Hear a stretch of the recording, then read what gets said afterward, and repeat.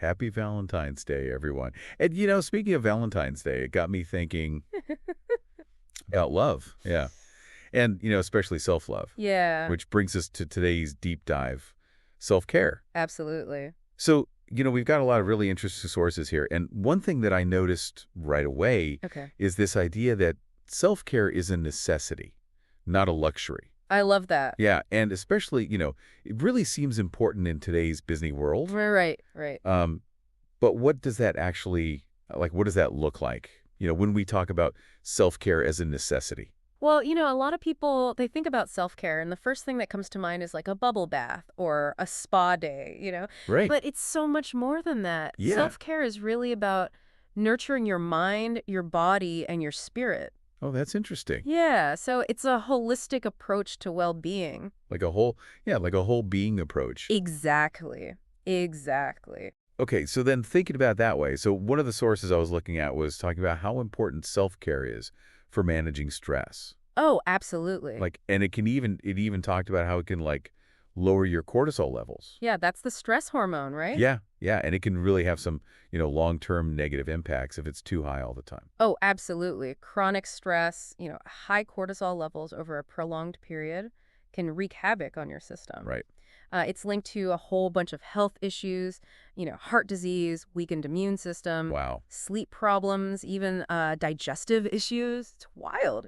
So then taking care of ourselves, practicing self-care, it's almost like preventative medicine in a way? It really is. It's like it's an investment in your future health and well-being. I like that. And it's not just physical, right? Right. Self-care has a huge impact on your mental health, too. Absolutely. One of the sources here was talking about, journaling, meditation, practicing gratitude. Oh, yeah, yeah. I saw that one too, and I thought those are such great practical examples. Super practical. And you know what? There's a ton of research out there now that backs up how effective these practices are. Oh, really? Oh, yeah. For example, there's these studies on mindfulness-based stress reduction. Have you heard of that? Vaguely. So basically, it involves practicing mindfulness and meditation regularly. Okay. And what they found is that even short bursts of meditation, like just 5 or 10 minutes a day, can have a huge impact on your ability to regulate your emotions and to cope with stress. It's like training your brain to be more resilient. It is. It's like building mental fitness. Yeah? Yeah, that's a great way to put it. Yeah. So, it's not just about feeling good in the moment, although that's a wonderful benefit. Right. But it's about developing these inner resources that help you navigate the challenges of life. It's like it's equipping you with the tools Exactly. to deal with whatever life throws at you. Absolutely. Absolutely. And, we've been talking a lot about in mental and emotional benefits, Oh. but we can't forget about the physical aspects of self-care too. Right, yeah. Like nutrition, exercise, Like sleep, basics. the essentials. Yeah. Sometimes people don't think of these as self-care. Yeah, they just think of it as like what they have to do. Right, exactly. Right. Yeah, it's like, oh, I gotta eat, I gotta sleep. Yeah. But, when you approach these things with a self-care mindset, it changes everything. Like how so? Well, think about it. Like, when you're getting enough sleep, you have more energy, you're more patient. You're nicer to be around. You're definitely more pleasant to be around, yeah.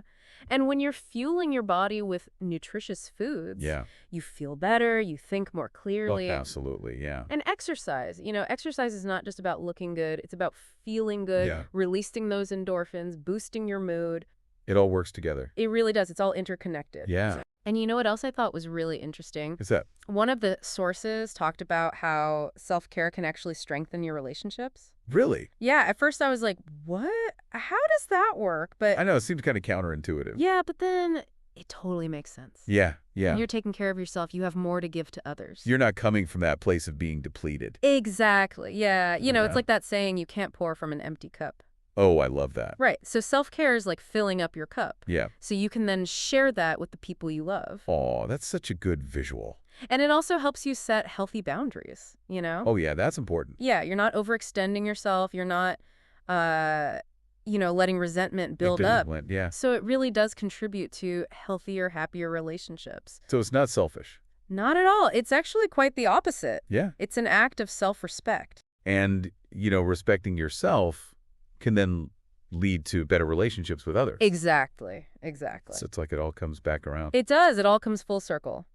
So, one of the things I found really fascinating Okay. was this one source that talked about self-care boosting your self-esteem. Oh, absolutely. Yeah. That's a big one. Yeah, and I never really thought about it quite like that, but Yeah. it makes sense. It does. When you prioritize your well-being, Yeah. you're sending yourself a message. Like you're worth it. Exactly. Like, I'm worthy of care and attention. Yeah. And that can be incredibly empowering. So it's like an internal message you're sending to yourself. It is. It's like an inner affirmation. That's really cool. And can really shift your whole perspective on yourself. So let's get into like some specific things that people can do. Okay, yeah, let's get practical. Because, we've been talking about all these concepts, but like, what can people actually do Right. in their daily life? Exactly. So this one source broke it down into 5 different types of self-care. Okay. Physical, emotional, mental, spiritual, and social. I like that breakdown. Yeah, and it's really helpful to think about these different categories. Yeah.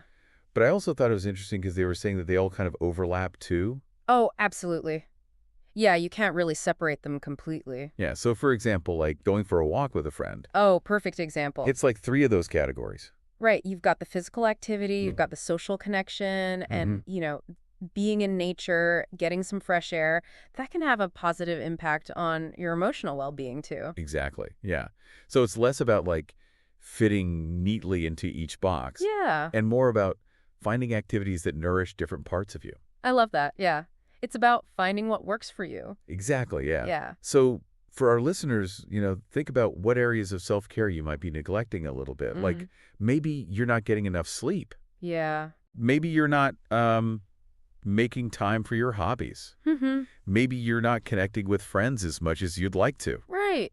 So, just take a moment to reflect on that. And then think about, okay, what's one small step I can take today to start incorporating more self-care into my life? Yeah, because even small things can make a difference. Absolutely. Consistency is key. Yeah. It's those little things you do day in and day out. The little habits. Exactly. That really add up over time. So, speaking of that, one of the sources had a whole section on practical self-care tips. Oh, I love those. Yeah, what did they suggest? Yeah, so they were saying things like, starting your day with a few minutes of mindfulness. Oh, I love that. Yeah, like just taking some time to breathe. Yeah. Taking short breaks throughout the day to stretch or step away from your computer. Nourishing your body with healthy foods. Right. Making sure you're getting enough sleep. So important. And doing something you enjoy every day. Yes, make time for joy. Yes, exactly. It doesn't have to, this big elaborate thing. It can just be No. like 10 minutes of reading. Absolutely. Anything that brings you pleasure Yeah. recharges your batteries. Yeah. So what resonated with you from that list?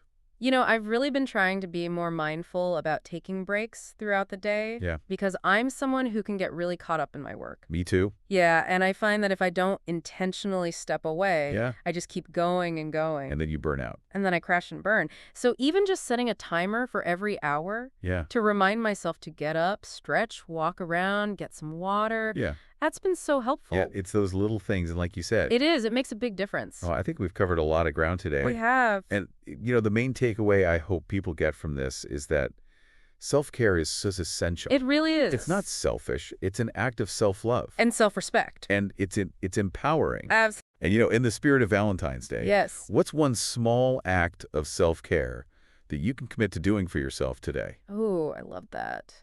It could be something as simple as taking a walk in the sunshine or calling a friend you haven't talked to in a while, or even just giving yourself permission to relax and do absolutely nothing for a few minutes. Just be. Yeah. I love that. And remember, self-care is a journey, not a destination. So be kind to yourselves. Yeah. Start small. One step at a time. And, celebrate those little victories along the way. Absolutely. All right. Until next time, take care. Take care. Bye.